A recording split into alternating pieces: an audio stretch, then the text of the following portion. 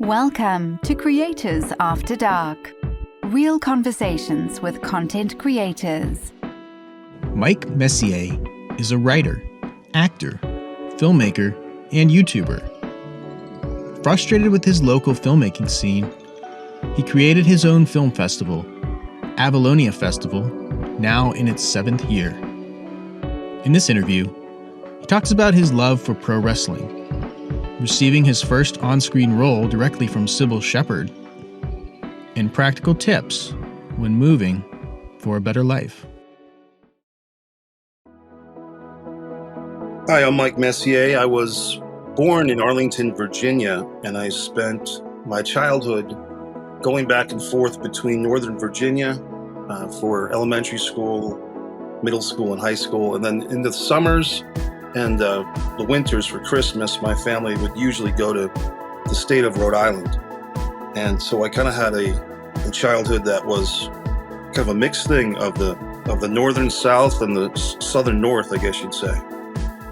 On a day-to-day basis, you know, like a lot of kids, my parents were going through a tough divorce that lasted most of my childhood and was pretty hard to deal with because it got bitter and complicated, as most relationships that aren't working, that continue to stay together in theory, can cause aggravation for the kids. I watched a lot of movies on TV as a kid, and then of course going to the theater. My parents took me to the movies quite a bit, oftentimes would drop me off for rated R movies, Poltergeist and other movies like that I probably was technically too young to see with the rated R way of doing things, but saw them anyway. My interests included cartoons when I was a really young kid, but that kind of segued out, and professional wrestling as an interest took over when I was about 9 years old. And I've been watching ever since and involved in some ways with wrestling. What I liked about professional wrestling as a child was it was this whole other world, you know, and you could call it a subculture, but at the time I was too young to understand what a subculture was. I saw it as being like this whole other universe where there's, you know, wild Samoans and Native American brothers and all these kind of interesting ethnicities that, although presented in a stereotypical way, at least there was some diversity, because where I grew up in the Virginia suburbs were basically Caucasian people. So to be able to watch a world of wrestling where you have really an integrated world of ethnicities and people beating each other up and tag teaming and all these things are happening, but in professional wrestling, there was a diversity to it and an excitingness to it that my suburban upbringing was not presenting to me.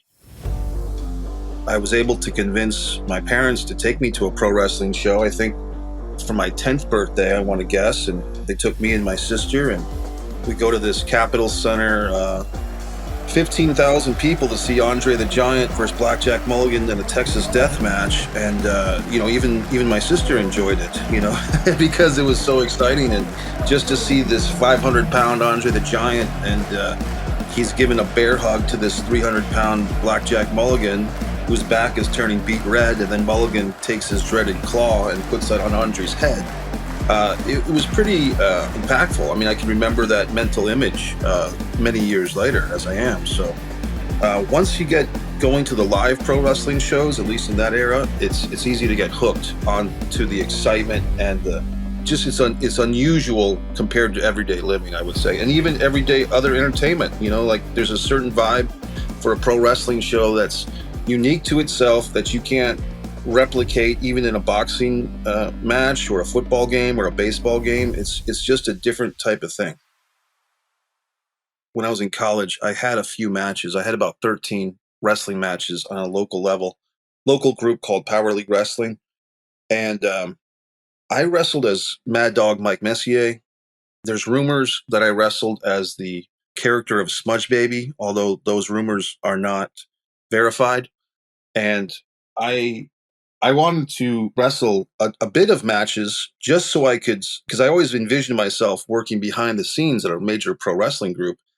And I wanted to have a few matches on my resume just so that I could tell guys that I did it. just so that if any of the wrestlers ever said to me, "Hey man, what are you saying about my wrestling? You never tried this." And I can say, "Well, actually I did." So that's why I wrestled a bunch of matches, but only like 13. The physicality wasn't really for me. The talking, the hyping, the mic work, I could take care of that.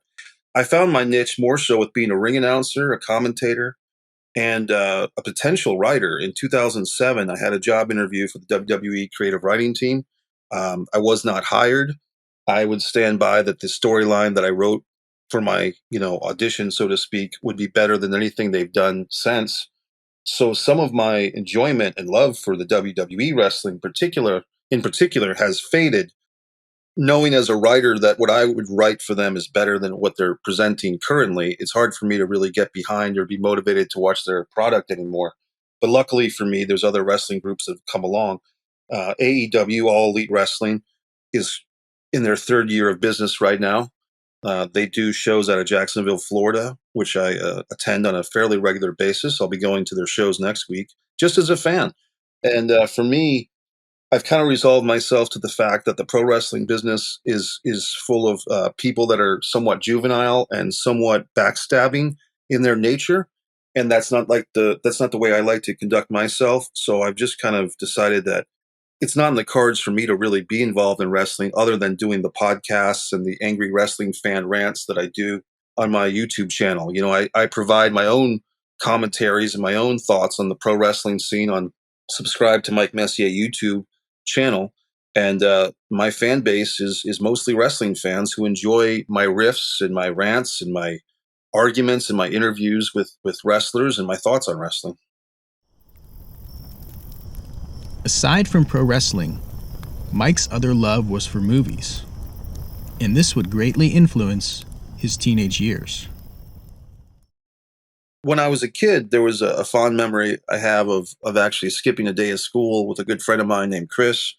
We had a fun incident where we borrowed, somebody's car without them knowing about it, and we took off to the local movie theater to see Goodfellas. And I still remember that day after all these years, because it's probably one of the best educations of my life. To see Goodfellas on the big screen instead of another day of schoolwork. And the movie was fantastic. Ray Liotta, I don't think he's ever done anything as good as he was in Goodfellas, not that I've seen, but tremendous role for him. And things like Highlander, I saw a couple of years later. That's a great film. And Christopher Lambert in that. Flash Gordon, when I was really young, was a fun movie that I enjoyed seeing, and that stands out as kind of a spectacle movie, but had some fun to it. In high school, I was lucky because my school in my senior year offered a television production class as an elective. And I am really grateful that happened, because that was the first time in an organized environment with only about 7 or 8 other students in the class. We had a teacher who was a little rough around the edges, Mr. Harvey. He was kind of an old school guy, but he showed us cameras and he showed us editing, and we were writing scripts and acting in them. And I remember writing a piece for my class called World War III Part 2, where all the sons, basically we had Ronald Reagan's son, Roddy Reagan, and George Bush Jr. We had a character named George Bush Jr. they were fighting the ghost of Saddam Hussein. So I came up with this really weird movie that actually years later kind of seemed prophetic, or maybe pathetic, depending on how you look at it. But I mean, the characters would come onto the screen and rap. Like rap was big at the time. So I had a Saddam Hussein was rapping his introduction, and there was a mystical character named Zorba the Witch or something. And so that was the first time my senior year of high school where I can say I actually wrote a script, wrote it on loose leaf paper, one copy of the script, and somebody filmed it and somebody edited it, and we actually, a movie that I wrote actually came to the screen, for better or for worse. So that was fun. As far as what jobs I was looking at before the entertainment world or instead of the entertainment world, I did some course managing for an after-school program one year. It was something called the Federal Hill House in Providence, Rhode Island. A very nice thing. It was kids, from, they might call them underprivileged families, but they might be just kids, who their parents drop them off on a Saturday for about 6 or 7 hours, so the parents get a break from the kids, and they have these college age mentors who would mentor the kids, and so we would set up the lunches and do different activities, and sometimes there'd be field trips. So I was the course manager for that. And I kind of learned, like, wow, there really is a lot to this, the humanities of working with people, especially young people. Sometimes we'd have kids who'd come in there and the kids would tell us that they were getting abused at home, and how do you deal with that as a course manager? Well, you figure it out.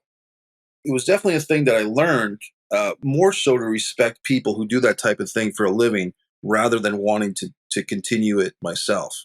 Other jobs I had, I sold subscriptions for a theater company in Providence, Rhode Island for many years.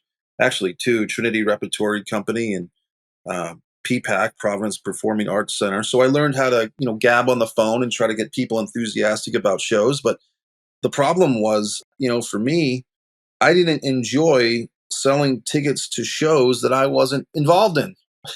Why should I be selling this theater show to someone, trying to convince them that these local actors are so great, when in fact I feel like I should be on that stage myself?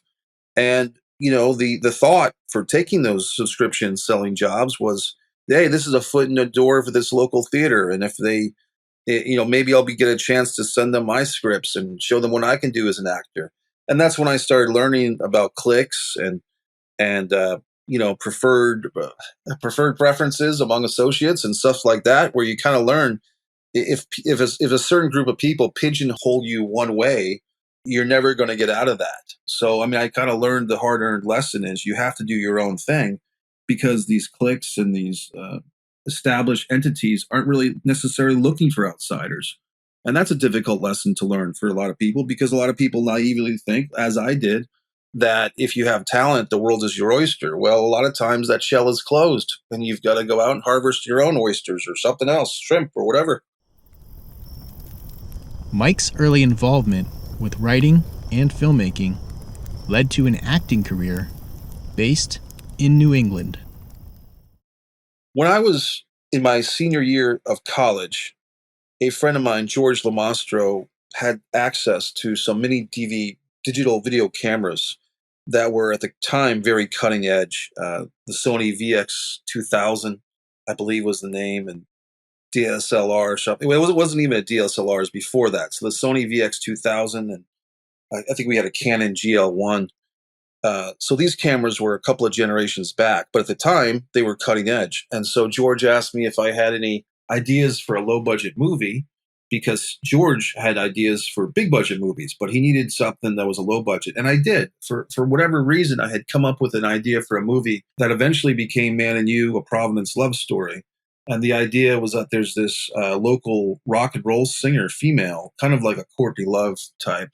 And we have a brooding guy who is fascinated with her and obsessed with her and goes to her rock shows and is kind of a stalker. And then the change in the movie is that they actually start a romance, so that the audience is kind of thinking, hey, maybe this is a beauty slays the beast type of thing, that she's gotten to his heart, and of course we didn't really know any actors. I knew a rock and roll singer girl for the lead role, but I became the lead actor of the movie, kind of by default.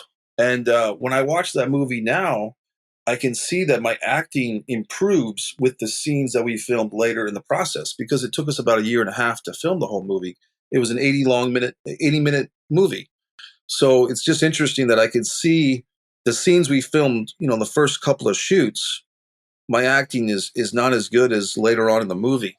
But by the time the movie was done, and I had a lot to do with the production values as far as getting locations for free and other actors and music. I did a lot of that stuff for that movie.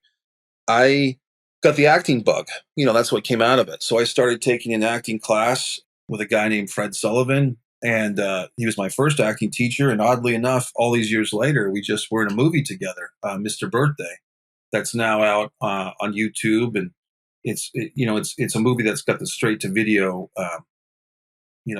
direct to home video platforms. Eric Roberts is in it and so forth. So I got the acting bug by doing Man and You, A Providence Love Story. So basically, I got the acting bug by creating a movie of my own.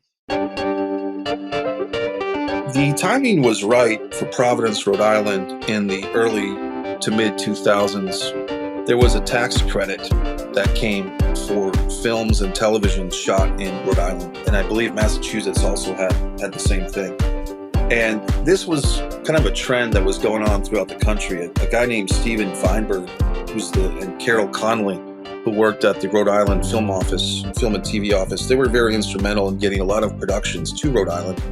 And a casting director named Annie Mulhall was a very big key player at this time because when the movie Hard Luck came to Rhode Island, which was directed by Mario Van Peebles, most people remember Mario because his father, Melvin Van Peebles, was really the first black exploitation filmmaker.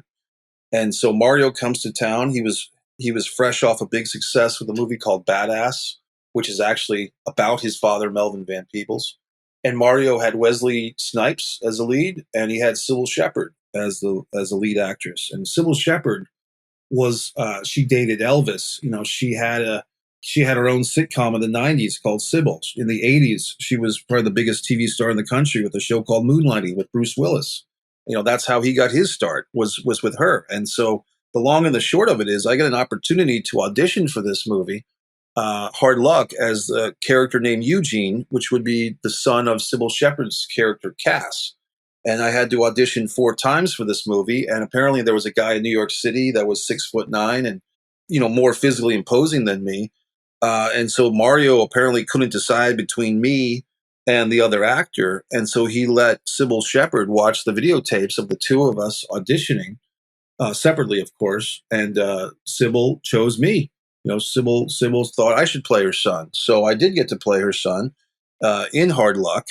And that was a movie that, you know, I got Taft-Hartley'd into the Screen Actors Guild, which is a whole other thing. And that was really exciting. So, I mean, the basic thought is that as hard as I was working locally, and at the time I was doing local dinner theater, I was running a public access show, I was trying to get my name somewhere through things.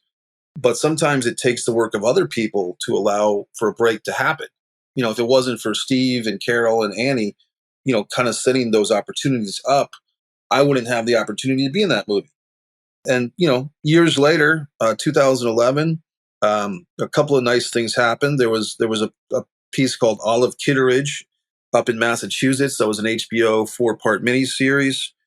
The casting director up there was a really nice guy who auditioned me for a role as a brother-in-law. And so it was just a small scene, but a nice little moment on camera for me because I'm working in a scene with Frances McDormand and Richard Jenkins, you know, who are 2 huge actors, you know what I mean? And so I think later on, maybe the next year, I went down to Connecticut to do a scene in a movie. I was just there for extra work, and I ended up in a scene with Elizabeth Shue and Meryl Streep.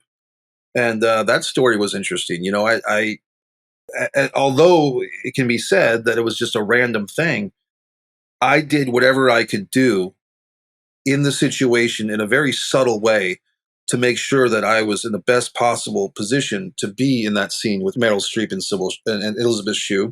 And it worked. When I got to the set in Connecticut for the movie's called Hope Springs, the first revelation was, you know, the extras wrangler or assistant, whoever, told us that, in fact, it would be Meryl Streep and Elizabeth Shue were on set that day.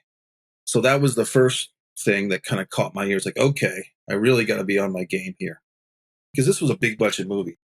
Of the 40 extras that they had there for the day, I think they took about 25 of us to the location of the shoot, which was a bar by the water.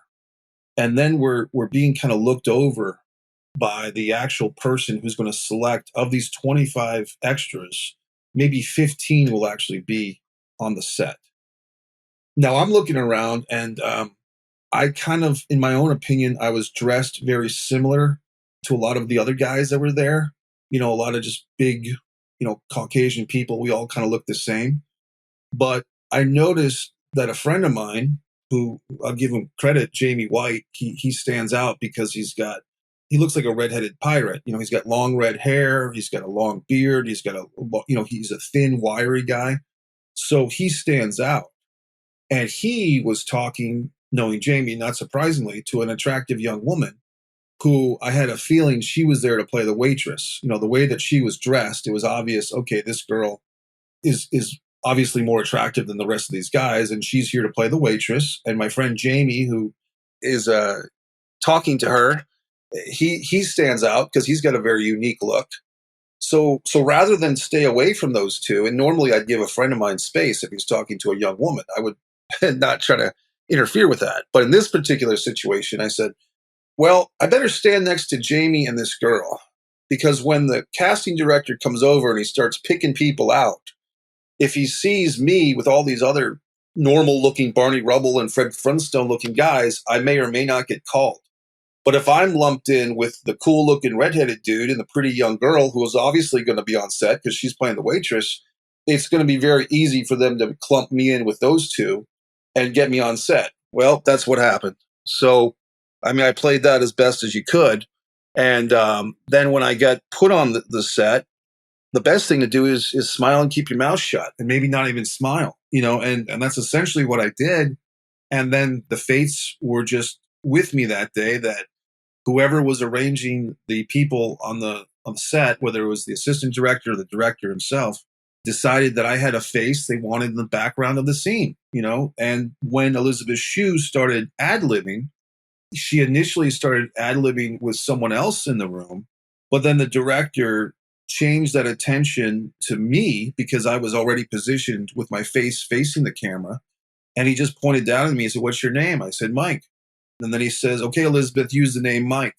And so suddenly this scene is being thrown in my face. And I got no direction from that. The director didn't tell me how to emote or, it's just a fun little scene. But in my mind, what's going on in that scene in Hope Springs, about the 25-minute mark, is that I'm being made fun of. The waitress that Elizabeth Shue is playing is mocking me.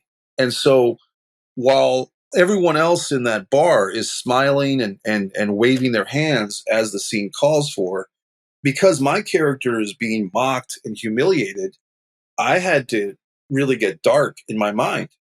And I had to tune out the fact that, oh my God, here I am with Elizabeth Shue and Meryl Streep, and isn't this amazing, blah, blah, blah. I had to start thinking like an actor. If my character is being mocked, I'm not going to be smiling and goofy and happy. I'm going to think about my grandmother's funeral or dead cats or whatever comes to mind to take any type of smile off my face and get really sad and emotional, because that's going to make this scene work. And, the scenes stayed in the film, which is highly unusual for an improv scene to get shot in the first place on a movie of that budget. And it's kind of unheard of that they just spontaneously start shooting something like that. But on top of that, the fact that it didn't get cut, because a lot of times if there is some type of improv scene in a movie, those are the typical things that become DVD extras. So I was half expecting that my scene in this film would not be in the movie, but lo and behold, it is, and it even got to be in the preview. So that was a good experience for me. After my role in Hard Luck, I was hoping that there would be more opportunities. This is the film with Sybil Shepherd, Wesley Snipes, and Mary Van Peebles. Louise Guzman's also in the film. The way that we were told that things were going to happen is that Hard Luck was going to have a 4th of July weekend release. It was going to be a big, exciting thing. This was going to be Mario's, the director's, his version of Pulp Fiction, et cetera, et cetera, et cetera. Well, in 2006, the 4th of July weekend came and there was no movie. So myself and others that had, been involved in some way were just kind of scratching our head, wondering and waiting what's going to happen. And eventually the movie got released, but it was straight to video. They had a one-night premiere at the Harlem Film Festival, which I was not invited to, which was, kind of disappointing.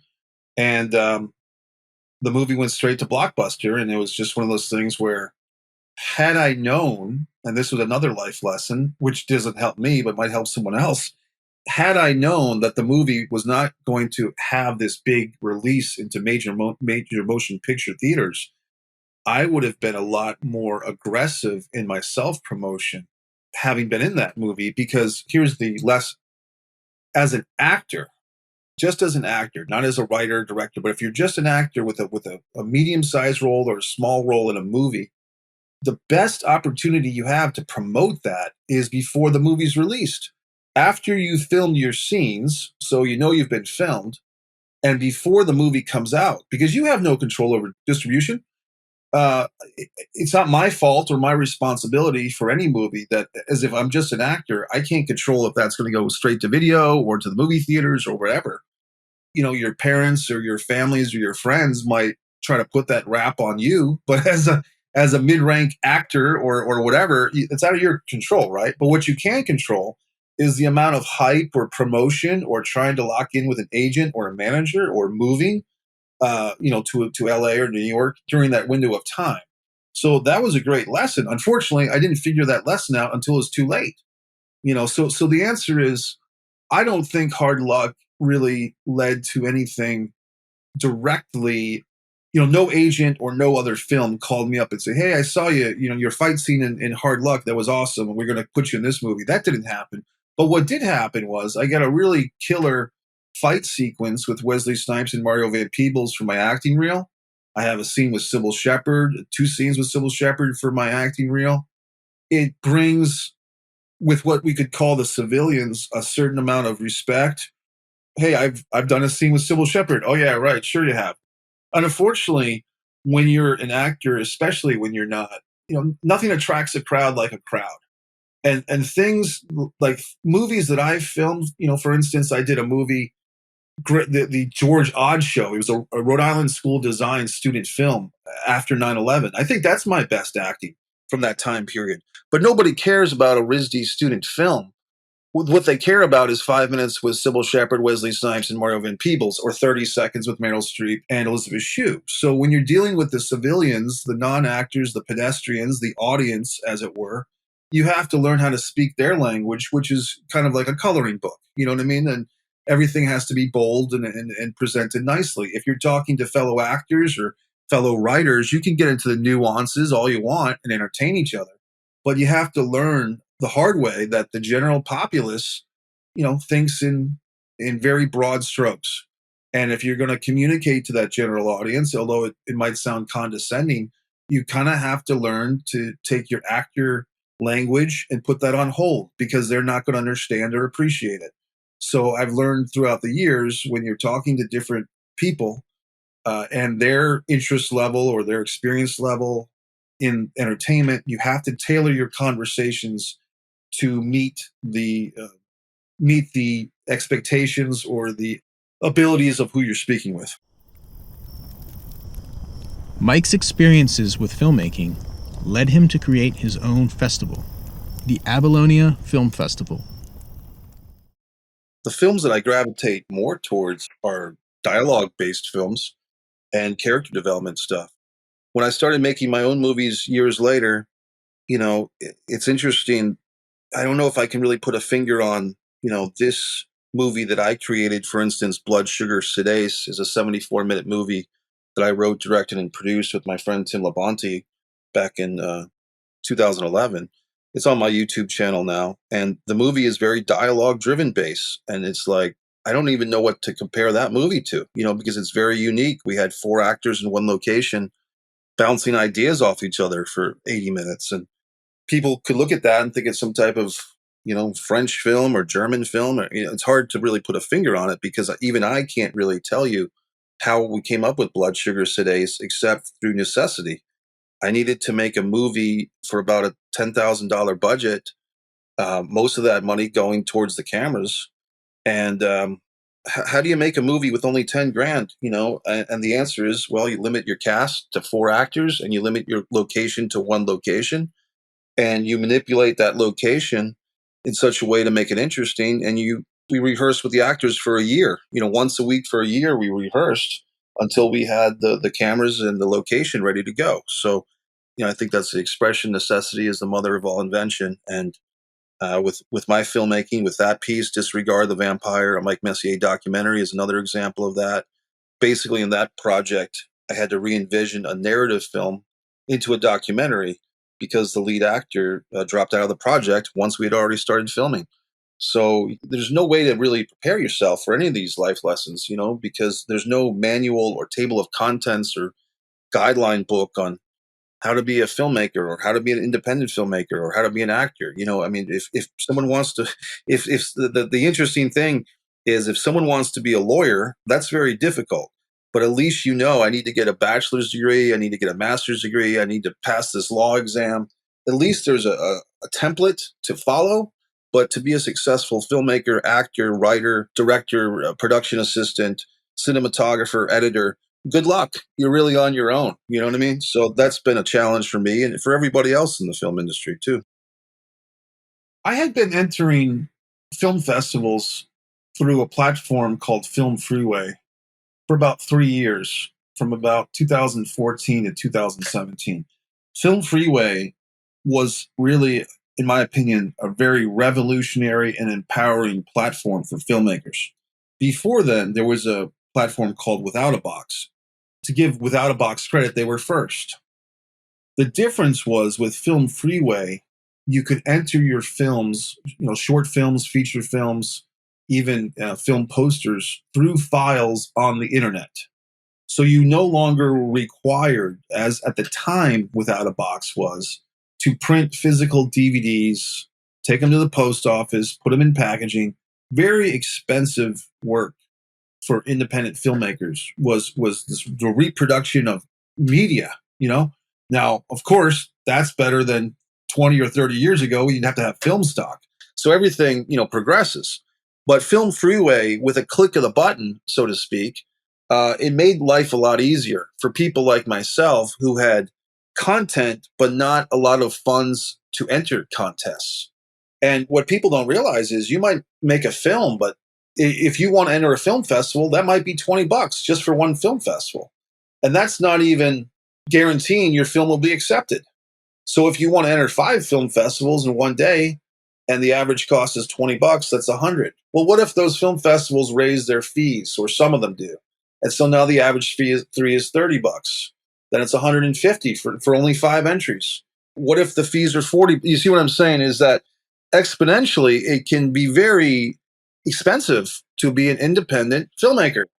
And what people don't realize is even a supposed low budget or no budget movie, who's buying lunch? And it's usually, in my situations, usually me. If it's a Mike Messier short film, I'm usually the one paying the bill. There's very rare occasions other people will jump in, or sometimes my friend Tim Labonte, my oftentimes collaborator, he'll pay half, which is great. But a lot of times it's just me. It was affecting the quality of my life, the amount of money I was spending to enter film festivals. And I was, getting accepted into some, winning some awards, but still losing money entering film festivals, taking, the proverbial food off my table, so to speak. So the epiphany finally came in late 2017. Wow, I spend so much money entering film festivals. I need to run a film festival to get some money back.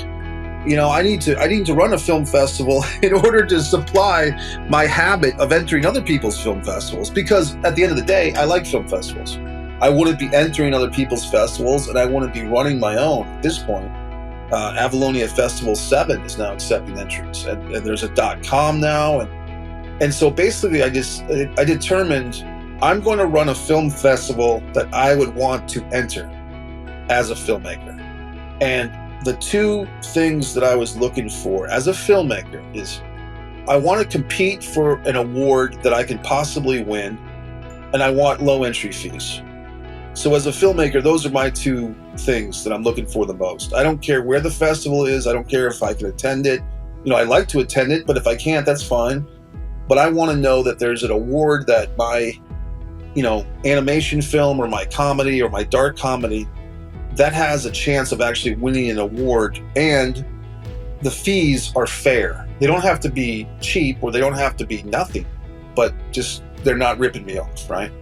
So that was kind of the 2 tenets. And then I went into it and I'm thinking, well, what do other festivals that I've gone to why am I going to these film festivals and they're renting out 400-seat theaters and there's 5 people in the audience? What about these festivals is wrong? And then the answer was, well, maybe their expectation is great. Maybe in this digital age, people aren't going to fill a 400-seat movie theater like maybe they would in 1978, or in Sundance maybe they would. But in Providence, Rhode Island, they're not going to fill a 400-seat movie theater for short, unknown actors and films, right? So I decided to start renting a venue. At the time, it was the Brooklyn Coffee and Tea House, which fits 40 people. And I had an established relationship with the guy that ran the place, Tony Demings, because I would host a local film night there. So I had experience with the venue. There was a certain core audience of the venue that would probably turn out to support Avalonia Festival 1, which they did. And if I just scaled back the expectations of, I don't need to fill a 400-seat theater, but if I can get a good audience in a 40-seat venue and have a wonderful evening in an intimate environment and take pictures and videos and give awards to these films. And the most important thing I did, I think, with Avalonia Festival, I would put the website of avaloniafestival.com against Sundance, the Tribeca, Cons, anybody. If you look at my website for Avalonia Festival, it's a better website than any of those festivals. For when I started Avalonia Festival in 2017, I did not want my film festival to be stuck by geography. In other words, there's a 401 film festival, which is 401 is the area code of Rhode Island. So somebody has a 401 film festival, which is a great festival, but that's always going to be Rhode Island based. If you have a film festival called the Providence Rhode Island Film Festival, or if you have one called the, Huntsville, Alabama Film Festival, well, you kind of know where that's going to be every year. With Avalonia Festival, Avalonia is a continent of land that dissipated in the mists of time. And that's discovered in my book, A Distance from Avalon, When the Dying and the Dead Reunite. The whole idea of Avalonia Festival is to promote my book. My story, A Distance from Avalon, which is available on Amazon and for Kindle and for paperback. I've created a film festival to bring attention to my own creative work. And the theme of the festival is that this land, Avalonia, which drifted off the coast of New England and fell into the ocean, which is a true story, by the way. This is the art, the film, the media, the photography, the people of this forgotten land. So the interesting thing about Avalonia Festival that some people are catching on to is this is a whole other world. It goes back to the wrestling thing we talked about earlier, when I was attracted to a world that had not just a subculture, but its own culture. That's what I'm trying to do with Avalonia Festival. And that ties in once again with my own creative work, A Distance from Avalon. My advice to other filmmakers is do your due diligence in researching the film festivals before you enter them. I recently was looking at film festivals to enter, and I saw a Florida Film Festival listed of some kind. So I clicked on their website. I found a lot of spelling errors on their website, and I found a passage on their website that read, "The city of Florida welcomes you to enter its film festival." And I said, okay, I've only been here in Florida for 2 years, but I'm pretty sure there is no city of Florida. So I started doing a little bit of research, and to my opinion, this was a fraudulent film festival. There is no city of Florida. There were typos in that website that made it clear that the person was a non-English speaker who used some type of translation app or something to put this website together. And I even called the platform that had that festival on there to ask, why is this festival being listed here when it's clearly a fraud? And they didn't seem to be jumping at the bit to take any action, which was really disappointing to me. But my point in all that is, for other filmmakers, if you were just to see Florida Film Festival or whatever it's called and just click and enter without doing the research that I did, which didn't take too long, it took about 5 minutes, you'd be saving yourself the $30 or the $40 or whatever the entry fee would be. So the point is, when you enter a film festival, at the very least, click on their website. Look for some validation. look at the reviews that people have given the festival. But even then, I would say, you can judge a film festival to some extent by their website. What are they offering you? If most people are not going to attend your film festival or any film festival, right? Most people, if you're lucky, they'll go to the website. So how good is the website that this festival is offering? You know what I mean? Here's another consideration. If you're spending a lot of money to enter film festivals, how much money do you have to travel to these film festivals if you were to get accepted? Because the reality is most film festivals can't afford to host the filmmakers, meaning that they can't fly you in or put you in a hotel. So if you were to get accepted to this festival, can you even afford to go out there for it? If it's something like a Sundance or a Con or whatever, you might, you know what I mean? You might justify spending that type of money to go out for those.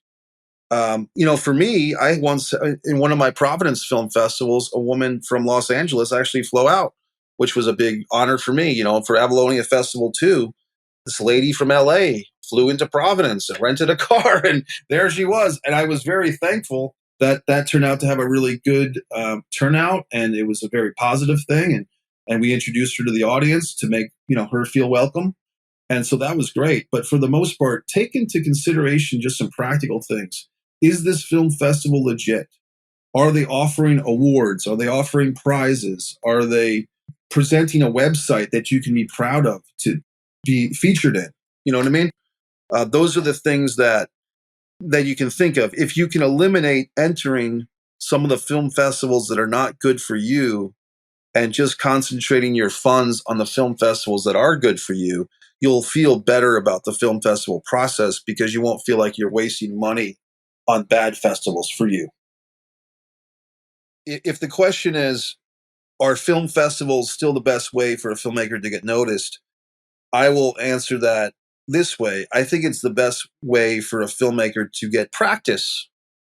And when I say practice, I mean practice in networking, practice in socializing, practice in speaking. Like for Avalonia Festival, I can only speak on my own festival, but the filmmakers that actually show up for the live events, I have them do a Q&A with the audience. Because if they're there, and I'm not just a pat 2 or 3 questions, but like a pretty in-depth 10 or 12 or 15 minutes, whatever we have time for, because I want the filmmaker to get that feedback and that interaction and also the kudos. Sometimes as filmmakers, we don't get the pat on the back. My theory is that a lot of people do get mother's love, but they don't get daddy's pat on the back. There's a lot of people in the world who have a father void, a missing father complex. For whatever reason, a lot of fathers don't show that approval. And so a great deal of the arts, I think, are people that are hungry for some type of validation. And a film festival oftentimes is that surrogate. But I want people to feel good about the fact that their film got accepted to Avalonia Festival. And a part of feeling good is showing your work and having the audience do a Q&A with it.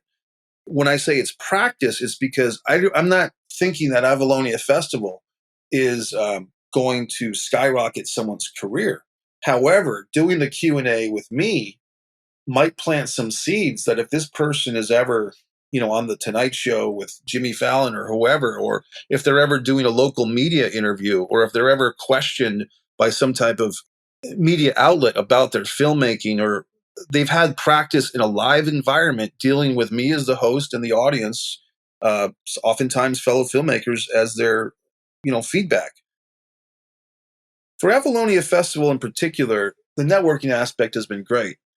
For instance, this last festival, Avalonia Festival 6, when I think people were just coming out of, pandemic times, a lot of people came in from Orlando, Florida to Jacksonville, which is a pretty, 3-hour drive. A lot of people came from Ormond Beach, which is about an hour and a half drive to Jacksonville. And the filmmakers were having such a good time that I suggested, okay, well, the venue has got to close down for the night. Why don't we go over to Panera Bread? And people were up for it, and typically, these days, at least, when you kind of invite people to change venues and, hey, okay, we're having a good time here, let's go somewhere else. That's when a lot of people duck out. That's okay. I'm going to go home. It's a long drive. But oddly enough, everyone stuck around. Everyone wanted to keep the good times going. And that was just a month and a half ago. that happened at Avalonia Festival 6. So I can tell you that if you build the right set of circumstances and the right vibe, people can have a good time and some connections can get made. For Avalonia Festival 5, which was in November of 2020, which was the first Avalonia Festival in the middle of the pandemic, the option was, okay, you cannot do the live event, and I'd even save money if I didn't do a live event. But I took people's entries fees for, promising a live festival. And I was lucky enough to find a venue, Frame of Mind Art Gallery at Ormond Beach, which is an hour and a half away from me. But the venue had a screening room, which also had a door that opened to the back, and the light from the open door would not reflect on the monitor, on the projection screen, right? So this was like a perfect scenario. I knew that we weren't going to have a huge audience because a lot of people were staying home, but I knew that I needed to have masks and I needed to have open air in order to fight this horrible pandemic. And I still needed to have a nice venue. So of all those considerations, this art gallery was the place to do it. And the turnout was smallest for that one, because of the circumstances. But for me, I can't take it personally. Concentrate on the people that do show up, not on the people that don't show up. So for the filmmakers that did come, and one of them was like a high school kid who had the best horror film. But this kid got to speak. His parents were there. His sister was there. He got to speak with me in front of a couple of other filmmakers, get some encouragement. And that was very good. That was a really good time. So even with a small crowd, which does happen sometimes, you can make the most of it by concentrating on those that do show up. A great question is, what percentage of films entered into film festivals are waiting until the late deadline, which increases the entry fees? For many film festivals, including my festival, Avalonia Festival, and I also run an Avalonia photography competition now too, the entry fees increase as you move along in the festival entry submissions. For me, I only increase Avalonia Festival entries by $1 per session. Other festivals, you might have an early bird fee of $5 and a late deadline fee of $40. That's not for my festival, but for other festivals, it's that extreme. So on Film Freeway, at least, there's a way that you can have a watch list. You can monitor when festivals are coming up on their deadlines. Like Film Freeway really makes this easy so that if you put the time in, you can save a lot of money by doing the early entry fees. Now, guess what? Sometimes a movie doesn't get finished till October and the late deadline's November. And so you do want to enter and you'll take the hit and you'll pay the extra fees. Well, here's a way you can get around that or get some help. A lot of people don't realize that on Film Freeway, there's a deals page. If you just go to the bottom left, there's a thing that says deals.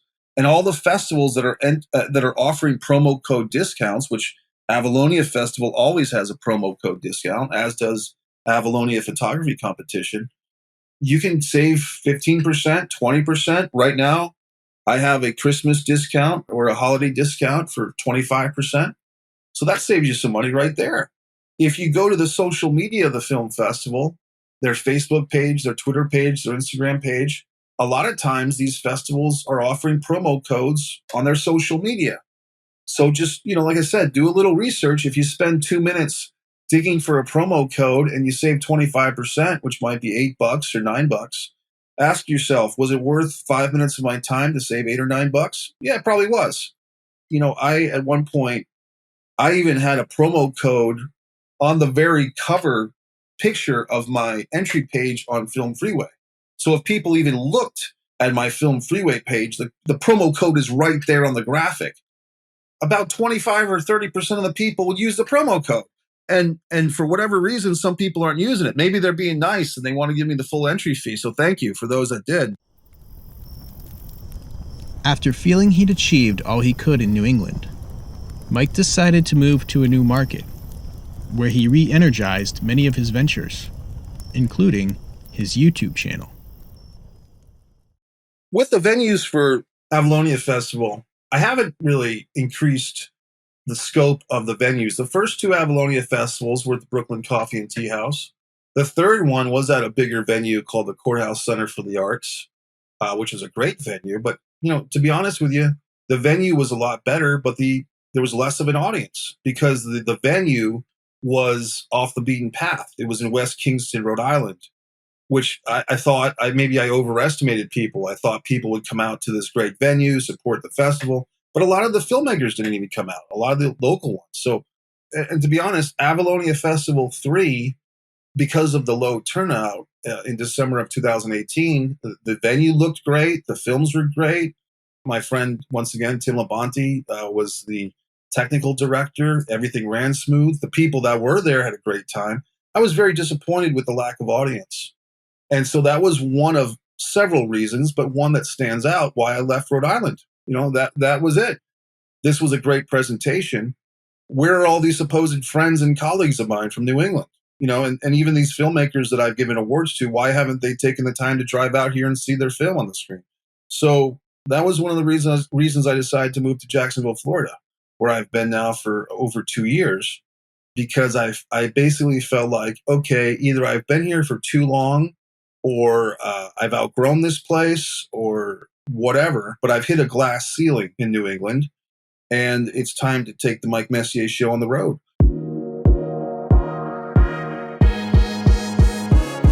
In 2019, I made a decision to move to Jacksonville, Florida from Wickford, Rhode Island. I had been living in Rhode Island in one city or another in that state for 25 years. I had a lot of good friends there, great friends that I still have. Some I'm not in touch with anymore. Some people, when you move, that's it. But I had a lot of established ties there, but I felt like I hit a glass ceiling. And to be brutally honest, there was no aspect of my life that was keeping me in New England. Nothing with career that was keeping me there. Nothing with personal relationships with a female. Nothing was keeping me there. I didn't like the weather. So of all the things in life that could be going on, I wasn't particularly happy with where I was living in Rhode Island. I was doing okay uncomfortably, is how I would describe it. On top of that, at least three key people in my life, but three come to mind, died.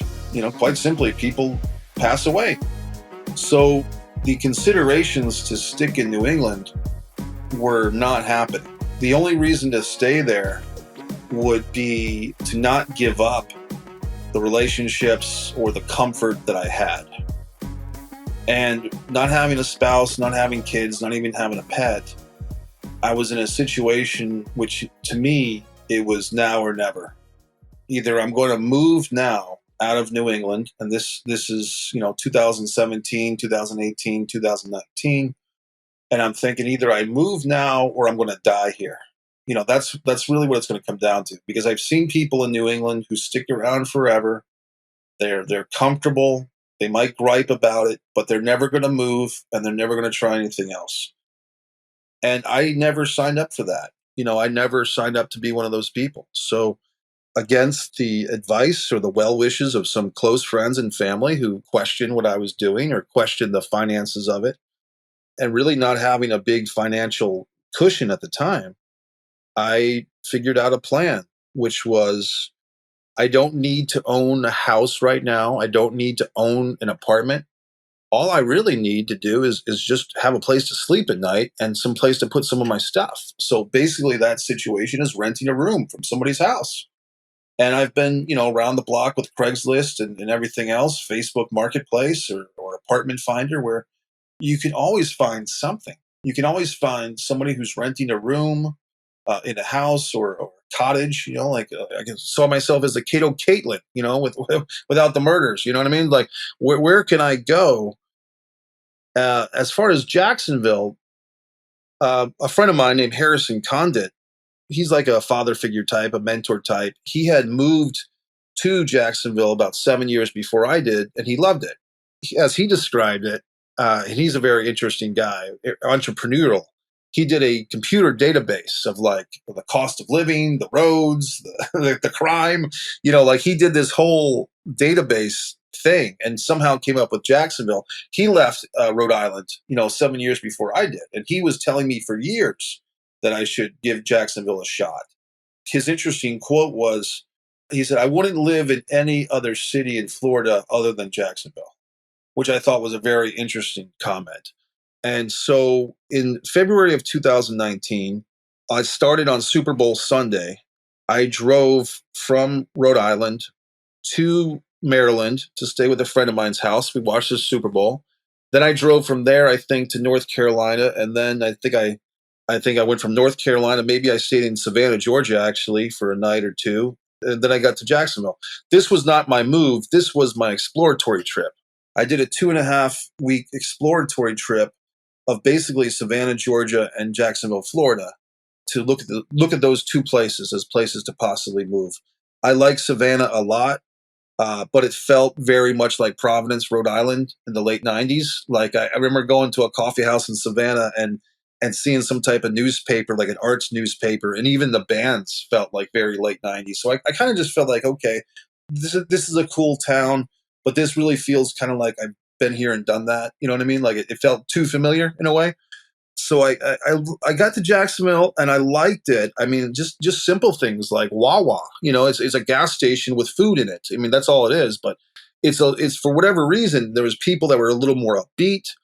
I found myself going to a place called the Cinemark Movie Theater, and on a Wednesday night in February of 2019, I'm seeing Peter Jackson's World War II documentary in a luxury movie theater with these reclining seats, and I'm the only person in the theater. So for me, that felt great because, I like going to the movies, but I really like it when I'm the only one in the theater. So I don't find myself attracted to cities like New York or Los Angeles where it could be 3 a.m. and you go to Subway and you find yourself with a bunch of people. You know what I mean? Like, I don't like that. I don't like being around tons of people. So Jacksonville has more people out and about than Rhode Island does, but not so much that it makes it tough for me. So I'm just going by my own feelings. When I was in Jacksonville, I met the Jacksonville Film Bar group, the lady named Alexa and other filmmakers, really nice people who were just very, to me, welcoming enough. They weren't, I think in their minds, here is this guy coming from Rhode Island saying that he's probably going to move here in 6 months. But I'm guessing most of them, were like, okay, well, if you do, you do. If you don't, you don't. I don't think any of them were putting bets on it one way or the other. One guy was nice enough to tour me around. A guy from that film group gave me a tour of different apartments in Jacksonville for possibilities. So my point is people were very welcoming just enough, not overbearingly welcoming, but welcoming in a good way.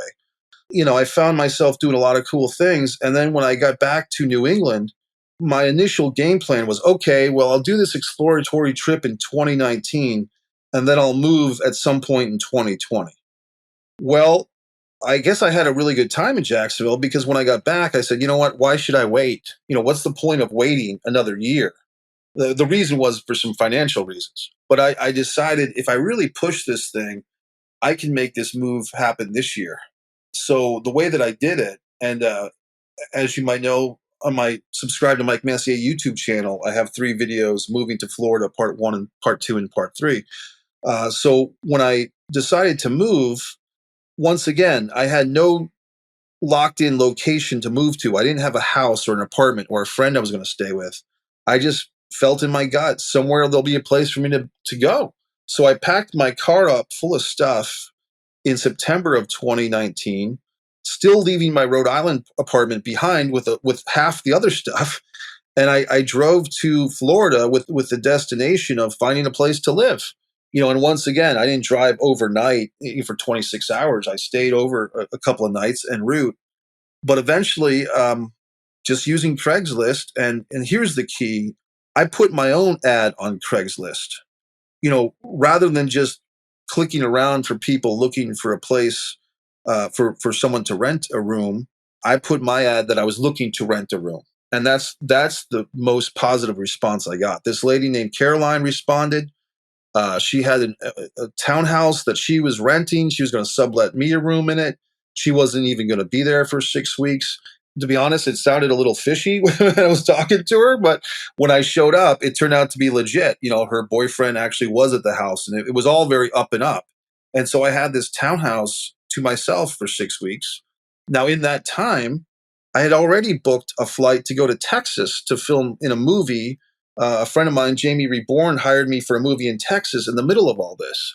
And when he bought his tickets, he bought me an airline ticket about 6 months earlier. He said, Mike, where do you want your airline ticket to be from?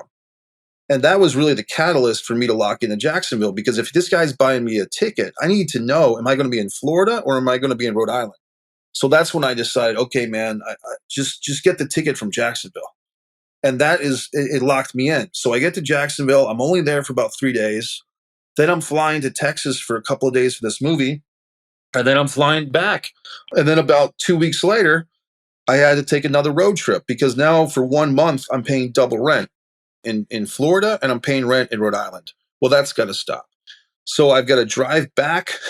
This was the hardest part of the trip, as you might imagine, is driving back to Rhode Island to clean up the old apartment and to get the other half of my stuff. And this is the stuff where it's like decision time, you know, and when you're moving, what I figured out is you have 4 choices: stuff that you take, stuff that you throw out, stuff that you give away, and stuff that you sell.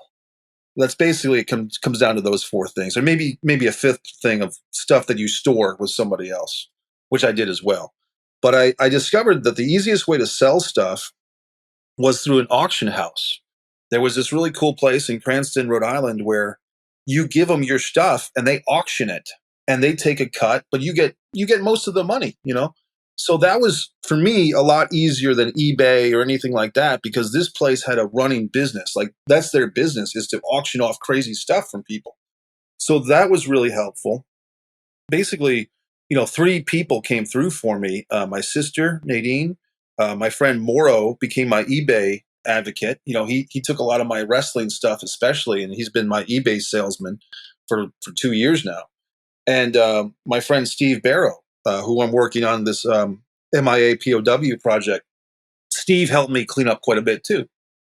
It really was tough, though, to clean out that apartment after living there for 10 years, you know, going through all this stuff, then packing up the car a second time. And I'm telling you, it was just a car full of stuff. And then I've got to go down to Florida for round number 2. But at least at that point, I know where I'm headed. You know what I mean? The way that I did things, I didn't use U-Haul because I had nowhere to tell them where to go. You know what I mean? Like I said, I didn't buy property or arrange a housing arrangement. My biggest fear on the initial drive down was, if I can't find a place right away, that's going to be really tough, because, you know, they don't have a car full of stuff. And if I'm staying at a hotel or stuff and I've got my car full of things, that might be scary. But I guess I just had a leap of faith that I'd figure something out. And luckily it happened. Hi, this is a very special video for my returning subscribers. This is Mike Messier. I've been putting a lot of time into revamping and remodeling the Mike Messier YouTube appearance. My YouTube channel has been an interesting experience for me. I used to just call it Mike Messier for my YouTube channel, but at some point I realized that whenever I would make a comment on someone else's YouTube channel, what appears in the comments for my name would be the name of my YouTube channel. So I decided, if I switch the name of my YouTube channel to literally subscribe to Mike Messier YouTube channel, every time I'm on somebody else's YouTube channel and make a comment, they are reading subscribe to Mike Messier YouTube channel. So if they get the hint, they can click on my channel name and maybe they'll subscribe. So my title of my actual channel is Subscribe to Mike Messier YouTube channel. I was doing YouTube videos maybe pretty consistently since 2016 or 17, but I wasn't taking it seriously. I always thought that the making money on there was out of my range. Like, I thought you had to have millions of subscribers. I really didn't do the time and the research to find out how it worked. Once again, you know, I wish I could go back in time and put more effort into YouTube 10 years ago instead of just 2 years ago, because I just didn't realize that it's actually doable to get monetized on YouTube. It's actually doable to get an audience and to make things happen. But I didn't put the work in or the research in at that time. I wish I had, because once the pandemic started, and it really forced me to just sit in front of a computer a lot as my creative outlet, I started looking into, I think I did a YouTube search. How do you get more YouTube subscribers? How do you get more YouTube viewers? And I discovered this whole other world, once again, of advice videos from all types of interesting people. Roberto Blake, I think is his name, is a really good one, but there's a lot of good ones. Good people that they're actually making their money or their video fame from teaching other people how to do that. You know what I mean? So there's a whole subculture of YouTube performers whose content is how to help others get more viewers. You know what I mean? So I started watching these videos and learning some things about, keywords and tag words and playlists. And I'm looking at my YouTube channel, and at this point, even I had like 1,000 videos up there, but a lot of them were they're not organized. They're maybe that they're not even titled correctly. My YouTube page was like a beautiful mess, but it just nutty because I didn't put the time into organizing. Once I started taking some notes here and realizing, man, I wish I had this thing organized from the get-go, because now I've got to go back to all these videos and reconstruct them. You know what I mean? Wish I had done that from the beginning, but that's okay. There's an app called TubeBuddy. It's an extension onto your browser, and what TubeBuddy does is a lot. And I signed up for it, and it helps you organize your YouTube presence. And now I have a TubeBuddy associate, link like everybody does that gets on there. So the point is, it helps you with your keywords, it helps you with your titles, it helps you with your thumbnails. You have to do the work. This platform just provides you with the tools in order to get this stuff done a lot easier. So basically, my goal when I started with TubeBuddy, and this was going back, I think, to June of 2020, I had about 346 subscribers, and I was basically stagnant. I was stuck there for a couple of years, around the 300 level of subscribers. No gain, really. Well, I started doing all these things and started gaining some momentum. And a big thing that's helped my channel is my Pro Wrestling Rants, my angry Pro Wrestling Rants, and also my coverage of AEW shows, the All Elite Wrestling group that's in Jacksonville. I'll go there to the live shows with my phone camera. And even though I'm taking little clips of the matches, and the same matches are on broadcast television with perfect cameras and everything, I'm giving the audience a look into these wrestling matches from literally the fan's point of view. So if you're a fan in the audience and you're looking at the match, this is how you see it. So people, in addition to watching the live television broadcast, will sometimes watch my clips because it's like, oh, that's what it's like to be a fan. You know what I mean? Like if you had footage from a phone camera of a guy at the Super Bowl, it would be interesting in a different way than the official coverage, So this AEW stuff has helped me a lot because they're doing a national worldwide television program with millions of fans, and a small sliver of those fans are finding me and checking me out. My most popular video on my channel is Chris Jericho, the wrestler, coming out to the ring. And it's a 15-second clip, and about 100 people who've seen that video have subscribed to my channel because there's a common interest, wrestling. And so they said, well, I'll give this guy a shot. Now, once they get subscribed, do they stick around to watch Mike's original films, which is, the movies I've talked about, Blood Sugar Sedace, The Impeccable, So You're the Guy, all the short films that I have on my different playlists? Do they watch Messier Mantra, which is my talk show? Do they watch my celebrity interviews with guys like Randy Couture? I interviewed him back in 2005. I interviewed Vinny Pazienza, the boxer, Bob Backlund. I've interviewed Jonathan Silverman, the Broadway actor. I just interviewed Eric Roberts 2 weeks ago. So will the wrestling fans who find me through AEW or through anything else, will they stick around for the Mike Messier experience? That's up to them. But I put the olive branch out there. I put the open invitation out there to the world. This is what I am. This is what I'm doing. If you like it, stick around. If you don't, that's okay. But, I'm pretty happy with the YouTube channel because about 3 months ago, I crossed over to the 1,000 subscriber mark. So now I'm officially monetized. And even that's a process. There's paperwork to do, there's codes and all that good stuff, but it's doable. And so now I'm in the point where I need to grow. I need to go from this very, relatively small subscriber base of 1,000, get that to 10,000. And then after that, it'll be 100,000 and then 1 million. It might take 10 years. Who knows? But it's a work in progress, but there has been progress. And I think that that's probably the greatest lesson is you got to sometimes apply yourself to things that don't have an immediate payoff, because they'll never have any type of payoff if you don't start them at some point. My focus for 2022 is I want to really concentrate on my writing. And one thing I've decided is that instead of screenplays per se, I want to concentrate more on writing novels. And the reason for that is, although I love writing screenplays and I think I'm pretty good at it, the hard thing with writing a script is you spend a lot of time, you have a vision for this movie in your mind. First of all, the movie may never get made. And that's the toughest pill to swallow for any screenwriter is you might write a great script. People might even acknowledge it's a great script, but it may never get made. The second thing is sometimes you might write a script and say it does get made, but it gets made poorly.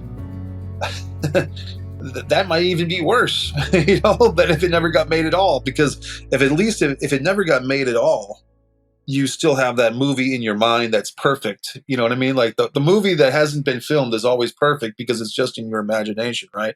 But if a movie that you wrote actually gets made, and it happened to me, at least once, where the words I wrote somehow got compromised by a director or producer or somebody, and the movie comes out like garbage or something similar to garbage or whatever. So that's a painful pill. The greatest thing about filmmaking is the worst thing, which is the collaboration. It's at the same time the best and worst of the entertainment industry, especially filmmaking, because with collaboration comes compromise, and sometimes the compromises are not for the best. And depending on your amount of dedication to the project or how close you are to the vision, it might literally hurt. So my answer to all that is, instead of writing these screenplays, which are privy to the world of funding and other people and all that good stuff, I'm just going to concentrate on the written word of the book, which is why I wrote A Distance from Avalon, With the Dying and the Dead Reunite. That's on Amazon for paperback and Kindle. And then most recently, I literally just finished about 2 weeks ago, Fight or Play Basketball for the Amazon Kindle Vella app. Those were both screenplays that I wrote as screenplays first, and then wrote the novel version after, which I think is pretty empowering, because now I feel like the words stand on their own, at least as a creative thing. And if there's ever an opportunity, which I'm still working on, to get those things made into movies, I will do that. But at least I can say that I wrote the book the way that I wanted to, without interference from other people. So for 2022, I think my concentration is getting back to the A Distance from Avalon story and writing the sequels for that, and just putting some more time into my A Distance from Avalon story, which once again coincides with AvaloniaFestival.com. My overall advice to people that want to do creative arts is, first of all, don't apologize for wanting to be involved in creative arts. What I mean by that is, a lot of people, sometimes they have families, parents or siblings or close friends who will actively discourage you from doing things you're good at. And a lot of times that's because they haven't done things that interested them in their lives. So they don't see the arts or film or acting or writing as a viable way of making money, because it didn't work for them because they never tried. So these types of people, some people call them dream stealers. I typically use the term diminishers. People that diminish anything you're trying to do. You have to really tune them out, or use their negativity as a fire for your own engine. Because I think it's easy to think that everybody's got supportive parents or supportive friends or supportive families that are cheerleaders for the would-be artist. A lot of times that's not the case. So I said the first thing is just to trust your own feelings and learn, although it's tough, to validate yourself and not seek the validation of others as you pursue this. That's a mental thing. On a more practical level, we are in a time that I think it's never been easier to work, to have work in a practical way that works for you. If you think about Lyft, Uber, all these like shopping apps, they constantly need drivers. So if somebody's out there thinking, well, you know, I want to be an artist, but I don't have time for that because I have this job, blah, blah, blah. Well, you can probably make just as much money or close to it being a delivery driver for one of these several apps, which as long as if you have a driver's license and common sense and somewhat decent personality, there's really no excuse not to be able to go anywhere. Like you could move to Florida, Nebraska, LA, New York, and there's some type of job that you can do with these delivery things, if nothing else. You can be an eBay salesman. You can go to the Dollar Tree and buy stuff cheap and then resell it on Amazon. Or, I mean, there's so many ways now. You can just do a search for how to make money from home. I mean, there's so many ways for people to make money that the whole thing of, I can't be an artist because that won't pay the bills, so I have to have this 40-hour-a-week job that I hate, that's garbage now. That's a garbage excuse. Maybe in the 1990s or whatever that was valid, but not anymore. Really, there's so many things that people, side hustle is what people call it, but there's so many ways for people to make money I'm just talking about survival money. I'm not talking about rich and famous money. Just there's ways to make survival money that if you have something like that, then you can pursue your acting. If people are interested in acting coaches, I'm a good acting coach and they can find me through MikeMessier.com. I've done online acting coaching. I'm available and pretty affordable. There's a lot of things people can do to get involved. I really get upset when people ask me for advice and they don't take it, which happens a lot, because I'll give people quick advice fast for free, and a lot of times they don't take it. Well, if that happens, I typically get away from those people, or I tune them out, because I know that happened recently here in Jacksonville. A guy was hitting me up. He wanted to be an actor. He told me how much he wanted to be an actor, right? And I said, well, that's funny because in 2 weeks, there's this audition for this play here in Jacksonville. The Shawshank Redemption is doing a show here, and this is a local community theater, and it's an all-male play, you know, so there's going to be a lot of roles. Why don't you come out to the audition? Well, you know, he said he would, he said he would, he said he would. 2 weeks later, I went to the audition and he wasn't there. For all the things that he said, I gave him one simple assignment. Here's an audition, show up. Didn't do it. So I think that a lot of people are like that. They'll talk it, they'll talk it, they'll talk it. You give them one little assignment or one little chore and they don't show up for it. I think for the people that do show up, you know, that's the old cliche is, you know, half of life is showing up. I would say all of life is showing up. For me, it's MikeMessier.com. Subscribe to Mike Messier YouTube channel.